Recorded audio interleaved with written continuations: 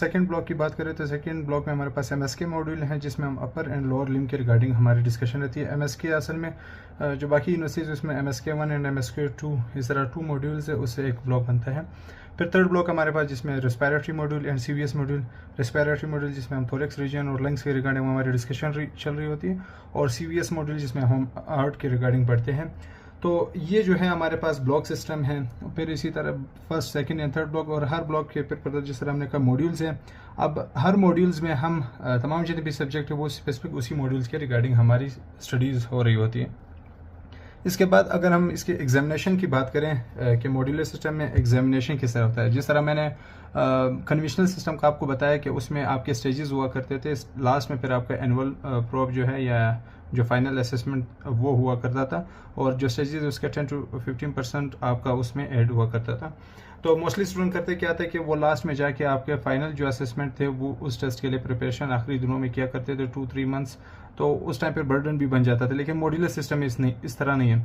Modular system में होता क्या है, सबसे पहले तो आपका मॉड्यूल है, मॉड्यूल के एंड में आपका एक मॉड्यूल टेस्ट होता है। वो आप सिंपली यूनिवर्सिटी पे डिपेंड करता है वो कितने स्कोर का, कितने नंबर का वो टेस्ट कंडक्ट करवाता है। तो लेकिन ये कि फाइनल असेसमेंट जो आपका रिजल्ट बनना होता है उसमें इसका इतना ज़्यादा रोल नहीं है। लेकिन ये है कि ज़ाहिर बात है आपका टेस्ट काउंट होता है, टीचर्स देखते हैं, प्रोफेसर्स देखते हैं इस चीज़ को।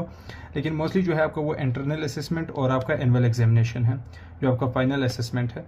तो उसके बाद अगर हम इंटरनल असेसमेंट की बात करें तो इंटरनल असेसमेंट आपके जो ब्लॉक्स है, जब ब्लॉक्स आपका ईच ब्लॉक्स एंड होता है, जिस तरह फर्स्ट ब्लॉक है, फर्स्ट ब्लॉक के दी एंड में आपका एक थ्योरी पेपर होता है। अब इस थ्योरी पेपर में आपके पास जो है वो आपके तमाम जितने भी सब्जेक्ट हैं उसके तमाम चीज़ें मौजूद होते हैं। मतलब फिजियोलॉजी, बायोकेमिस्ट्री, एनाटॉमी और बाकी जो माइनर सब्जेक्ट है, फार्माकोलॉजी, कम्युनिटी मेडिसिन, तो वो आपके एक ही पेपर बनता है और उसी एक ही पेपर को आपने करना होता है।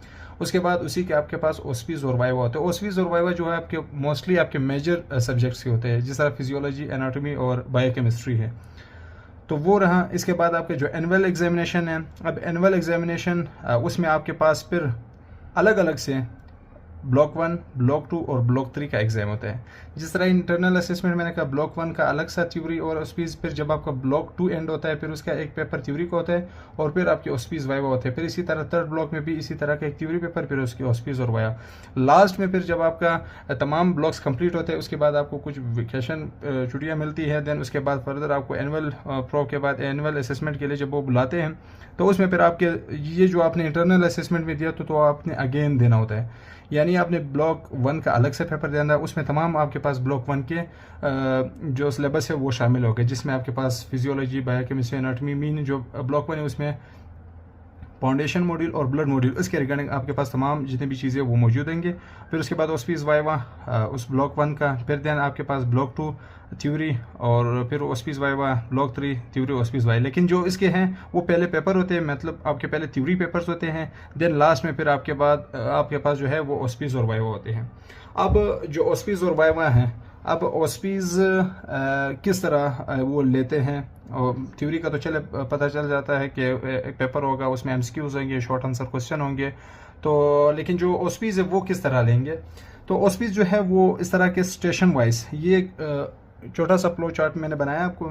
तो ये 1 2 3 4 5 6 7 8 9 10, तो ये आपके पास जो है ये आप यूँ समझिए 10 स्टेशन है। अब आपने करना क्या है, अब जिस दिन आपका एग्जामिनेशन रहेगा उसमें आपके पास सिंपली इस तरह एक हॉल है, इसको आप एक हॉल समझे।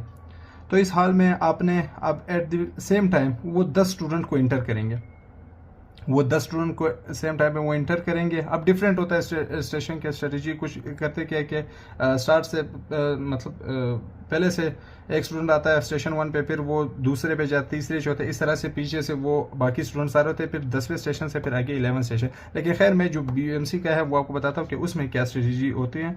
तो उसमें होता क्या है कि एट द सेम टाइम